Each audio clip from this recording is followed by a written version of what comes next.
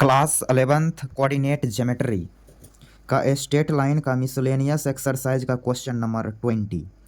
Find equation of the line which is equidistant from parallel lines 9x plus 6y minus 7 बराबर 0 and 3x minus 2y plus 6 बराबर 0। तो भाई हमें एक line की इक्वेशन बतानी है जिसका डिस्टेंस ये दोनों लाइन से इक्वल डिस्टेंस पे है, मीन्स बराबर बराबर का दूरी पे है। तो हमें उस लाइन की इक्वेशन कैलकुलेट करके बतानी है। तो आइए यहाँ स्क्रीन पे, तो क्वेश्चन नंबर 20 यहाँ पर दो लाइन दे रखा है, दो लाइन। एक लाइन दिया 9x प्लस 6y माइनस 7 बराबर 0 and second line 3x plus 2y plus 6 बराबर 0। ये दो लाइन दे रखी है, क्लियर। तो इस दोनों लाइन का पहले हम करेक्टर चेक कर लेते हैं। करेक्टर मीन्स स्लोप के ऊपर चर्चा।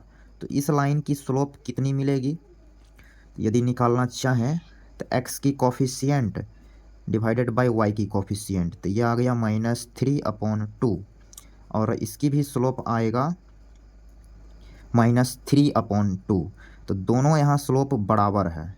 तो क्या पता चलता है, तो m1 बराबर आ गया m2। तो यहाँ से हम ये बोलेंगे कि ये दोनों जो लाइन है आपस में पैरेलल है, क्लियर। तो हमने ये डिसाइड कर लिया कि आपस में पैरेलल है। यदि दोनों के स्लोप को मल्टीप्लाई करने से -1 होता तो दोनों परपेंडिकुलर हो जाता, क्लियर। यदि ना तो बराबर होता और ना ही मल्टीप्लाई करने से -1 होता तो कैसा केस बनता, तो इंटरसेक्टिंग, ओनली इंटरसेक्ट करता लाइन एक दूसरे को। तो ये तीन पॉसिबिलिटी हैं। तो करेक्टर चेक इसलिए कर लिए हैं ताकि फिगर बनाने में थोड़ा सा भी समस्या ना हो। तो ऐसे भी जब कोऑर्डिनेट ज्योमेट्री में स्ट्रेट लाइन का क्वेश्चन आप सॉल्व कर रहे हो और वहाँ पे सवाल में दो इक्वेशन दिया हो, तो हम दोनों इक्वेशन को पहले स्लोप निकाल लेंगे, मीन्स करेक्टर चेक कर लेंगे कि इंटरसेक्टिंग का है कि पैरेलल है कि परपेंडिकुलर है। तो यहाँ हमने इसका करेक्टर चेक करा तो पता चला कि ये दोनों लाइन आपस में पैरेलल है कुछ इस टाइप्स।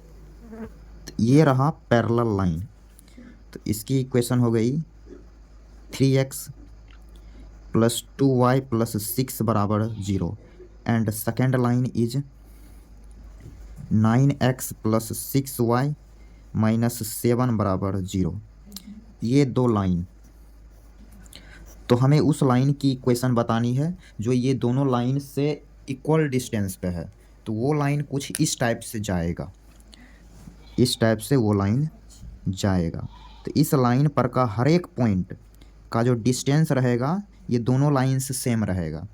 यदि इस लाइन से 50 यूनिट है तो इस लाइन से भी 50 यूनिट डिस्टेंस पे रहेंगे, ऐसा क्वेश्चन में बोला है, क्लियर। तो ये यदि डी लेते हैं तो ये वाला जो डिस्टेंस होगा ये भी डी ए हो जाएगा, क्लियर। इसमें कोई समस्या नहीं। तो हमें इसी लाइन की लोकस बतानी है, सॉरी इस लाइन पे जो पॉइंट है उस पॉइंट की लोकस बतानी है। तो हम इस लाइन पे एक पॉइंट एज्यूम कर रहे हैं P, जिसकी कोऑर्डिनेट है अल्फ़ा कोमा बीटा।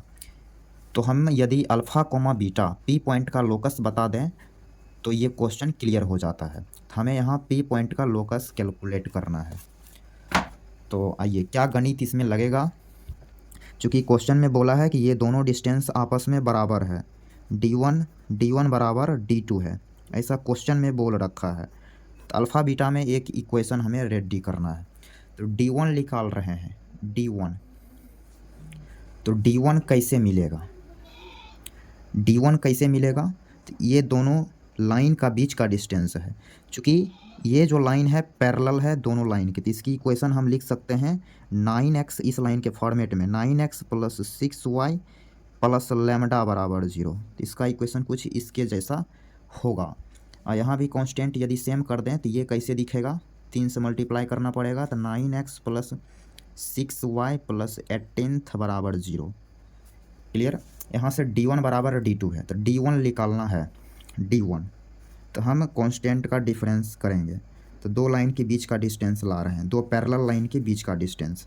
तो लिखेंगे लैम्डा प्लस 7 इसकी mod whole divided by root under x की कोफिशिएंट का होल स्क्वायर प्लस वाई की कोफिशिएंट की होल स्क्वायर बराबर D2।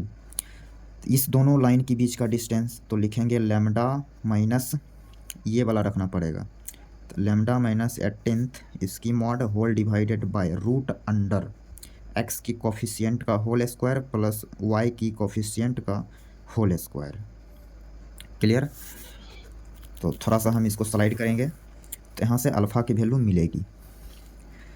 तो यहाँ से देख रहे हैं ये दोनों कट जाएगा, तो यहाँ से आ गया अल्फ़ा लेमडा प्लस 7 इसकी मॉड बराबर लेमडा माइनस 18th इसकी मॉड।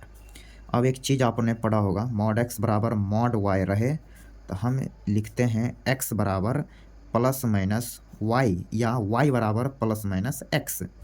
तो हम यहाँ पर वैसे ही लिखेंगे लेमडा प्लस 7 बराबर plus minus lambda minus 18th। तो एक बार प्लस वाला लेंगे तो लेमडा मिलेगा, एक बार माइनस वाला लेंगे तो लेमडा मिलेगा। तो यदि हम प्लस वाला वैल्यू लें तो ये ऐसा बना, तो लेमडा यहाँ से गायब हो गया, लेमडा मिल गया 5। लेमडा का यहाँ कोई सा वैल्यू एग्जिस्ट नहीं करा है। लेकिन जैसे ही हम माइनस वाला यदि डाटा लें लेमडा प्लस 7 बराबर माइनस लेमडा प्लस 18th, तो ये हो जाएगा 2 लेमडा बराबर 11। तो यहाँ से लेमडा की वैल्यू आएगी 11 डिवाइडेड बाई 2।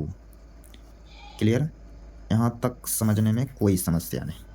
अब लेमडा जब ऊपर हम रखेंगे इसमें यहाँ पर लेमडा रखेंगे तो ये इक्वेशन क्लियर हो जाएगा।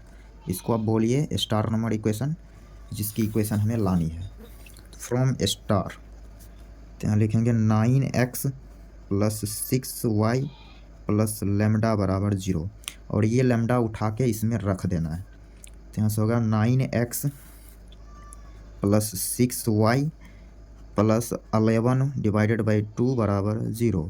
तो यहाँ से लिखेंगे 18x प्लस 12y प्लस 11 बराबर 0। ये आ गई इक्वेशन रिक्वायर्ड लाइन की। क्लियर? तो ये हो गया आंसर।